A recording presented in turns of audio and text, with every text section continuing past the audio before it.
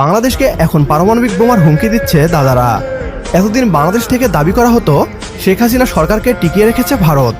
এবার পশ্চিমবাংলার দাদাদের কথায় প্রমাণ হয়ে গেল বাংলাদেশকে গোলাম করে রাখতে ভারত শেখ হাসিনা সরকারকে গত 15 বছর যাবৎ ক্ষমতায় বসিয়ে রেখেছিল। ছাত্র জনতার গণ অভ্যুত্থানের মুখে দেশ ছেড়ে পালাতে হয়েছে শেখ হাসিনাকে। বাংলাদেশের রাষ্ট্র ক্ষমতায় এখন ডক্টর মোহাম্মদ ইউনূসের নেতৃত্বাধীন গণমানুষের সরকার। পশ্চিমবাংলার মিডিয়া টের পেয়েছে এবার বাংলাদেশের নতুন এই সরকার ভারতের গোলামির শিকল নিজের হাতে বাঁধবে না। তাই এবার বাংলাদেশকে তাক করে পারমাণবিক বোমা মোতায়েন করার পরিকল্পনা চলছে।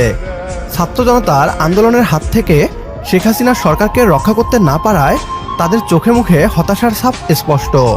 এখানে পশ্চিমবাংলার উপস্থাপিকা বলছে নতুন বাংলাদেশে চীন তাদের পারমাণবিক বোমা মোতায়েন করতে পারে কিনা।